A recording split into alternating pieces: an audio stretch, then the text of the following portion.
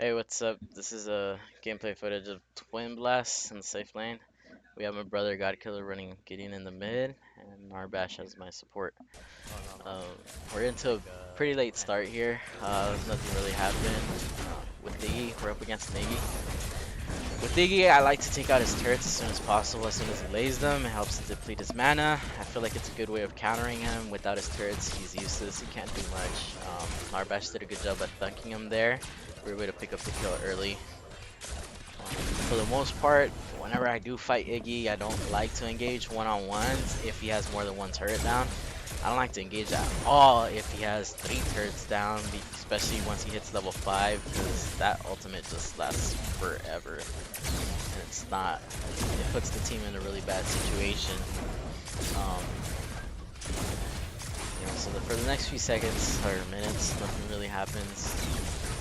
Just us holding down our lane, putting poke down on each when you get a chance, getting rid of his turrets, you know.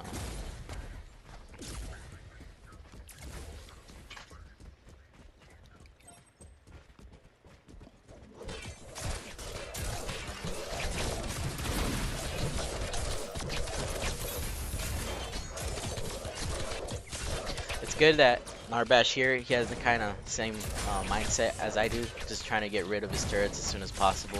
He's willing to tank them. Right there he did go in and instantly, instead of chasing after that Iggy, which we might have been able to pick up if we dove that tower as well, but I decided to go after the turret because that would have kept my Narbash alive. And you know, if the longer he's alive, the longer that health regen is on me, and the longer he's there to be a utility for me. So whenever you keep any teammates alive, I'm always all for it. I'd rather keep them alive and let them escape. Forcing AD to back or waste his mana, that's a big bonus right there, you know, in any team fight. Right here I was just rotating to get my gold. I did see that Kalari went in on that rampage, but I decided to just go back straight into that lane. He did pick up that kill, which was a good thing. This overall match did go really well for us. Narbash was really good. Shout out to that Narbash. If you could pick up his name.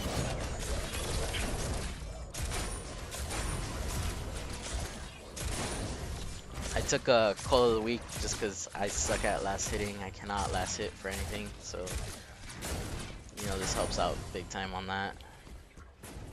Early game, I don't really have that many cards to put on. You know, so I just put on a few, just give me a few damage. I like to run a quick exit on him just because it helps out early and late game. When you don't have that boost out of tower, you still get down mid lane pretty quick, you know, when need be. And I always find mid lane is the lane that everyone congregates to start to take it down.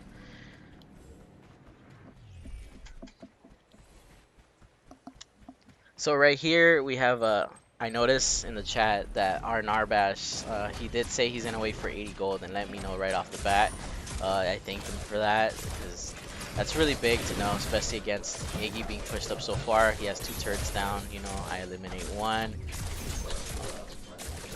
Luckily he doesn't push me because easily Iggy could have set up 2-3 more turrets right at the edge of my of the tower, and I wouldn't be able to do anything until Narbash did show up. And even when he did show up, we wouldn't be able to do much but hold our lane down.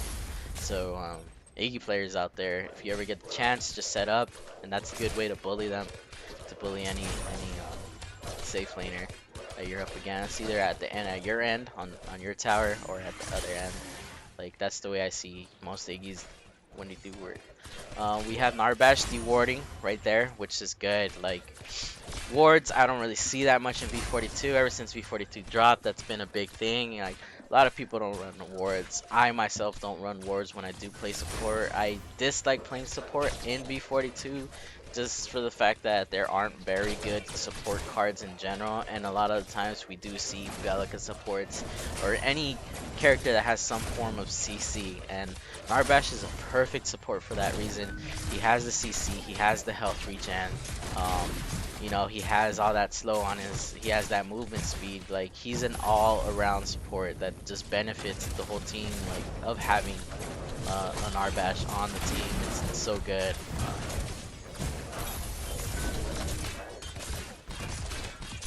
So right here we have a big wave. I'm trying to push it in. I like to stack up 1 or 2 waves. I do notice Rampage coming in. We just decided to back off, play it safe. We're 1-0 right now. I feel like we're winning this engagement against Iggy, so we're just gonna play it safe here. And luckily Narbash too. Again, this is a type of solo queue game. I was not on comms with my brother at the time, so he's running in that mid alone.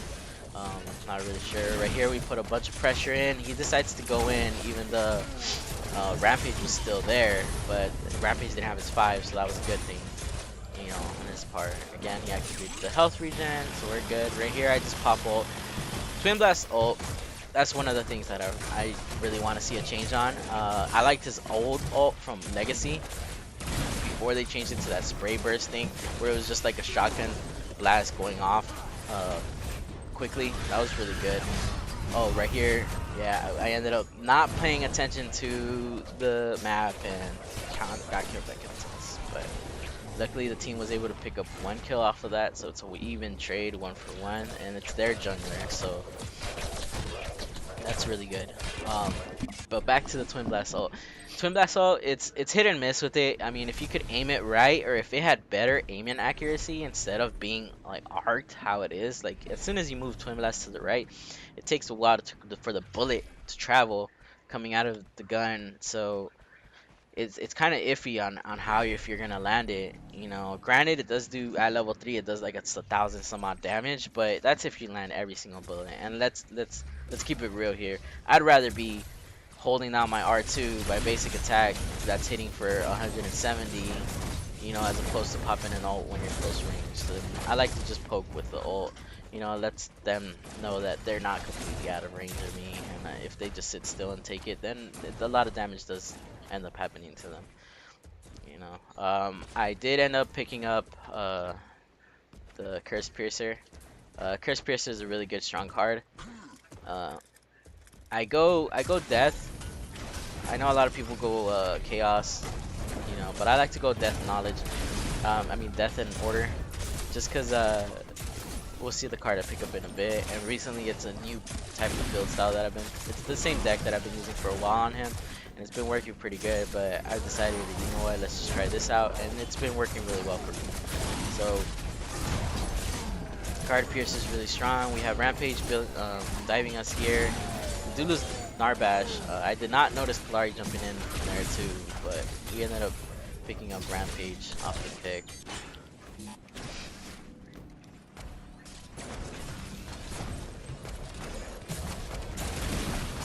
Right here, he set up 2 turrets. You know, I'm just trying to get rid of the turrets. I don't want no turrets near me. He's low mana, so I know he's not gonna be pressuring me too much. But at the same time, it's Iggy. With his dot damage stacking up, it's gonna do a lot of damage to me. I'm fairly low myself. This was a risky move. He could have easily just dropped the tower right away, which he took a while to drop it. He still went in on me though, but I was able to get away with that. But it put me in a bad situation where if he was to push this lane at this moment, he'd be coming in on me and I would have nothing for him but to retreat, and that'd be a substantial amount of damage done to the tower, which would not be good, especially because my Narbash decided to head to mid at the time, which is alright because I've grown accustomed to in solo queues. Most of the time you gotta expect to be alone and learn how to play with that type of mindset where you're gonna be left alone.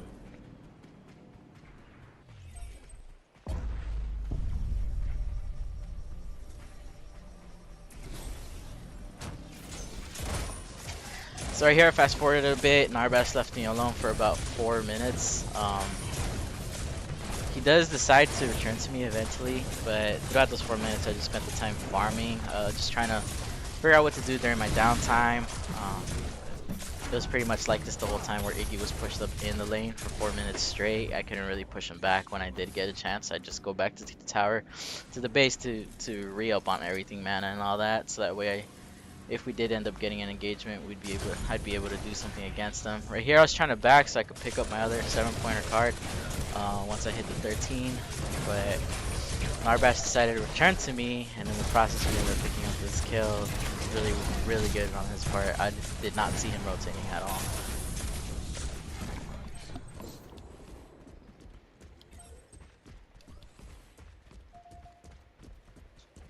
So after picking up that kill, because of Narbash's ward, I did notice Countess coming in from the left right here. We let her. He set up for that thunk. We just bursted her down real quick. There wasn't really much she could do against us. If she had gone in without us knowing, then yeah. Here's the use of the ult. Unfortunately, we weren't able to kill her, but we did get this tower.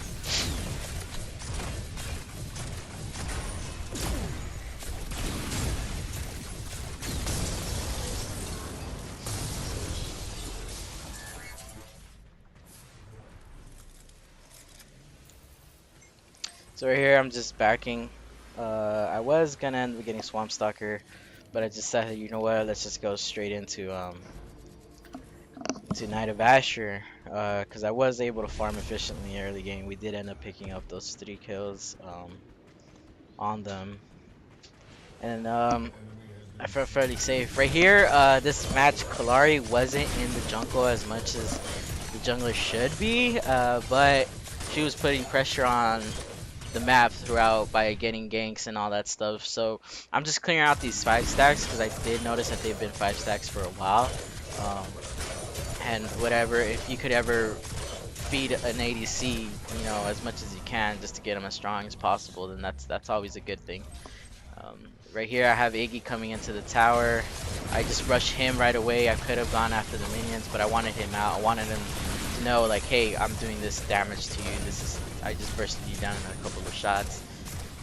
You know, and that gets him off. It puts him back. He's right here stealing gold. I see Narbash rotating, so I do jump down on him. And I continue chasing it. Unfortunately, I don't think I'm able to pick up this kill here.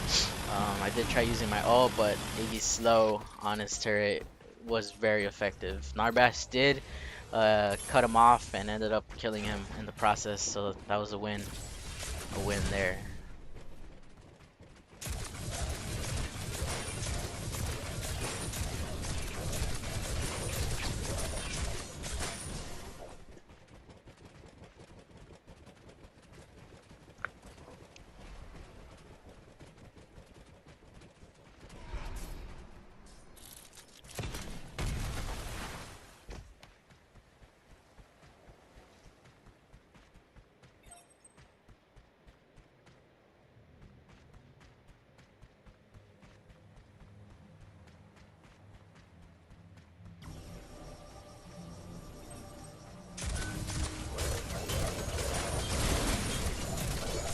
So as you can see here, I have a lot of downtime right now. I could rotate all the way to that left, but there's a chance that Iggy could just push up that right lane fairly quick and we'd lose that right tower. So I'm just taking the jungle camps again, just making sure that we get that constant minute from the link.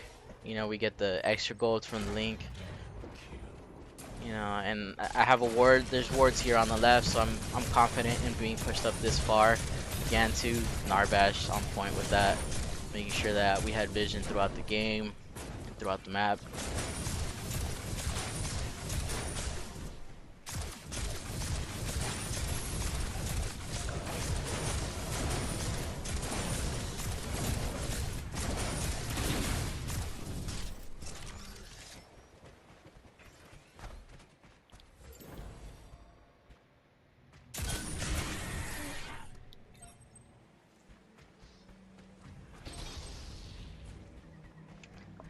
At this point, I like to be rotating as much as possible, trying to pick up or soak up any XP I can from anywhere, any source, especially because my lane's pushed up that far. I really don't want to be sitting up that far into lane. Yeah, there's that ward there, but at the end of the day, you're not completely 100% safe. Iggy dropped the ward there, but Narbash goes right away to D-ward again. And I just continue coming back to the lane. If I could rotate to mid, I rotate to mid, and then I come back to my lane. You know, just making sure that the tower stays up. It's good right now that the right tower is still up, considering that all the other towers are down. We're pretty much above them at this point with 1 tower, but that's about it. But it's more like half a tower. So I got my lane pushed up. I decided to invade jungle here, just because there was so much effort put into that left lane. I'm pretty sure that their jungler should have been in that area, so I felt safe just taking that. On top of that too, I had Gideon and Narbash that could easily rotate to me if I needed that.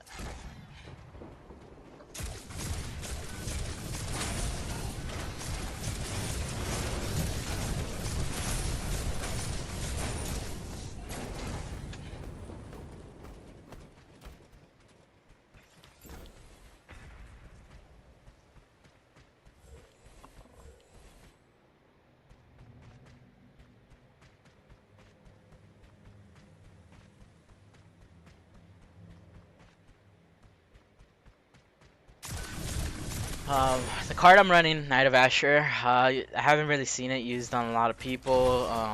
At first, when the card first came out, it was bad. It received a small buff, and I feel like it does a good job now to where the elevate function on it is pretty good and is worth it. I know I tested it out before, as with Godmother Vigilant, with both cards having the elevate feature on them, and Godmother was way better than Knight of Asher with the elevate effect. Um, but with this small increase, I think it was 1 point per attribute that they added to it. So it was 1.5 to begin with, and now they changed it to 2.5, if I'm right. But yeah, that's made a substantial difference in the card alone. And I feel like I compared the decks, and if I just run this card at my 13 points, I end up doing about 50 more damage or 40 more damage compared to running Swamp Stalker and the Armor Penetration 5-pointer card. I forget the name of it. Right here, I'm being greedy. I just wanted to take it down. We have I was able to get him half. He ended up taking that tower. We have a Countess move in on us too. I just burst her down instantly, and he decides to stay in. Iggy just started chasing him, zeroed in on him, which I was able to burst him down right there. I got a 3, a triple, and I turn around. I see Sparrow right on the map. She's able to pick up Narbash, but I'm able to just drop her easily with that card. I was just attacking faster than her. At this point, I'm more fed than her. I have about 28 points, maybe 30 points at this point. I was able to get a quad there.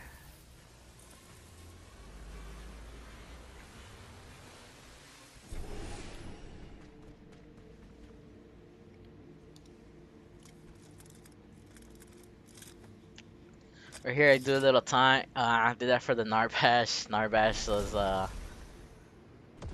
was letting me know that holding left click is hard, and I play on the PS4, but left click is the equivalent to just basic attacking with the keyboard and the mouse.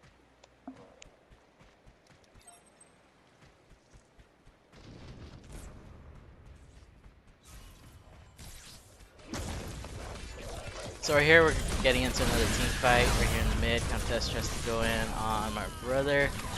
But unfortunately, she gets bursted down. It was 3 of us against her. I don't know what she was thinking. We have we're pushing down this inhib. I'm confident that we can win this. Ricky tries to pull up behind me. Again, too. It's 3v1. Not much could happen. You see Iggy ult there, but again, Iggy's ult is useless without any turrets. Take the turrets down and you got it. I ignore Rampage bashing on me just because I want to get this inhib down. I didn't know who had who was tanking it at the moment, so I just decided to take it down either way. I didn't want to do damage to the wrong person and making this a 3v1 to a 2v1. I do see right lane is pushed. I decided to sit here for a second, hoping that a wave would end up coming out so I could take it out, so that they don't receive any reinforcements right there on that right lane. Because regardless the amount of minions that they have there at the moment, the tower is going down. I just didn't want T2 to be affected by it. We have Countess come out here, and instantly I just start poking her. I think she was gonna go in on that Iggy, but didn't see the towers down. Our Iggy has his towers set up, and he's able to tank a bunch of damage as well as do a lot of damage to them. Gan too, just having the tower down.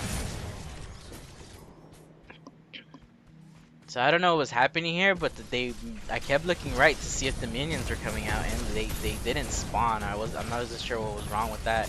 It was quite a while before the minions decided to spawn. Unfortunately, I wasn't able to take the full minion wave down like I had planned, but Godkiller was there, or Gideon was there, and he was able to push that lane up. In doing so, I wanted to rush and take this inhib down, but I decided not to. A death at this point would not be worth it. Um, we already have 1 down. It's better if we just back. The thing with this build is you really have no real reason to go back to the base to get any cards or anything. Once you get that 13-pointer card, you just you just keep running and rolling along until if you got low health, then yeah, or low mana as well, like that would be the only time. But picking up river buffs helps you with the mana situation, and health just comes. Health comes with Narbash near you. Like I feel like Narbash is really strong support.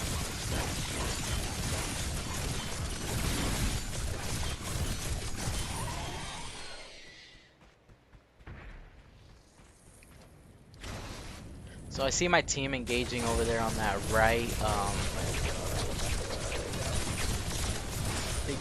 You get picks off of it. It turns out to be a team full-on team fight. I see AB here decide to burst them down. And I was thinking let's do Prime, but we see Richter over there on that right, so we're setting up to just gank him. He was out of position, especially with the mid and hit took him down. Right here we got everybody down. We got the team surrender on that.